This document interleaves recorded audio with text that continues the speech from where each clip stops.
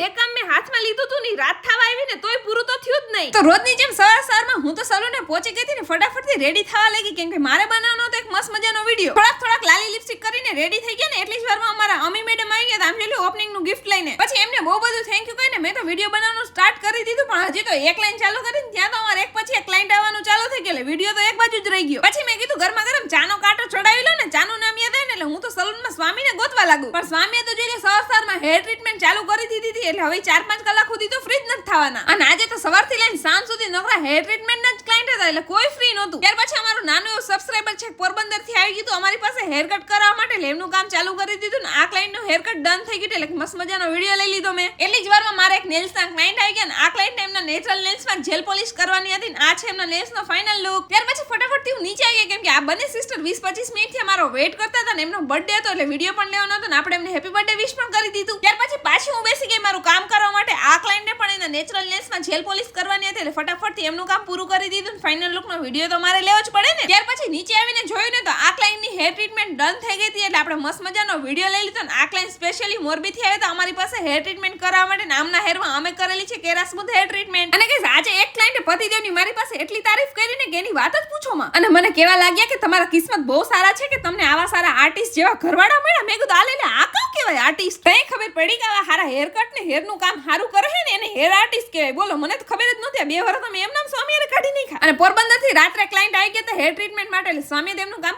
ચાલુ કરી દીધું ને હવે હું એમ તમને કહીશ ને કે આજે મારે જયાપાર્વતી વ્રતનો છેલ્લો દિવસ છે. તમને બધાને એમ થાય કે ઓહો આને તો બહુ કરી જયાપાર્વતી વ્રત નવી ની રહેતી કે કામ. અને કઈ સાચું કહું ને તો કામમાં ને કામમાં સવારથી સાંજ કેમ થઈ જાય ને તો ખબર જ નથી પડતી. નામ જોઈ આખો દિવસ સલૂનમાં કામ કરી રાતના 11 વાગે અમે ફ્રી થયા છે ને આજે મારે આખી રાતનું જાગરણ હેવામાં કરવું. હું એક તો અમારા રાજકોટમાં વરસાદ આવે છે પછી તો નીકળી ગયા ઘરે જવા માટે. ઘરે પહોંચીને ફટાફટથી ફ્રેશ થઈને આરામથી બેઠા હતા ને વાતુના વડા કરતા હતા. મસ્ત મજાની ચા બનાવીને પીધી પણ આ બધા વિડીયો લેવાનો તો હું ભૂલી જ ગયા. નામ જોઈ લો એક તો અમારો ઓલરેડી વાગી ગયો હતો અને આખી રાત અમારા રાજકોટમાં ઝરમર વરસાદ તો ચાલુ જ હતો પણ ઘરે ને ઘરે તો જાગરણ થાય એમ નતું કેમ કે મને તો બહુ બધી નીંદર આવતી હતી એટલે અમે નીકળી ગયા બહાર આટો મારવા. અને જાગરણના દિવસે આખી રાત અમારા રાજકોટમાં લગભગ બધી શોપ ઓપન જ હોય. અને કે સ્વામી તો બહુ છે એકલા આમ જોઈ ડ્રાય ફ્રૂટ લસ્સી ખાવાનું ચાલુ કરી દીધું હતું. મેં તો મારા માટે મંગાવ્યું હતું ફ્રૂટ જ્યુસ. પછી તો રખડતા સીધા પહોંચી ગયા અમે રેસકોર્સ ગ્રાઉન્ડે. અને કે જાગરણની રાતે અમારા રાજકોટના રેસકોર્સ ગ્રાઉન્ડમાં તો રોનક હોય આમ જોઈ પબ્લિકનો પાર ન આ તો વરસાદના લીધે કોઈ દેખાતું નહોતું. પછી થોડીક સેકેલી માંડવી પાર્સલ કરાવીને અમે સીધા ઘરે આવી ગયા હતા ને પતિદેવ જોઈ એના હાથે મને દાણા ફોલીને ખવડાવવાને બહુ મજા આવી. આરામથી બેઠા વાતું કરતા હતા ને પછી પતિદેવને નીંદર આવવા લાગી. ત્યાં તો મને કે હાલો હું ઘરે જઈને સુઈ જાઉં. આમ જોઈને ગાડીની કિક મારીને ઈ તો ભાગવા લાગ્યા. રાતના 3 વાગે ઈ તો મને મૂકીને વયા ગયા. હવે બાકીનું જાગરણ તો મારે એકલા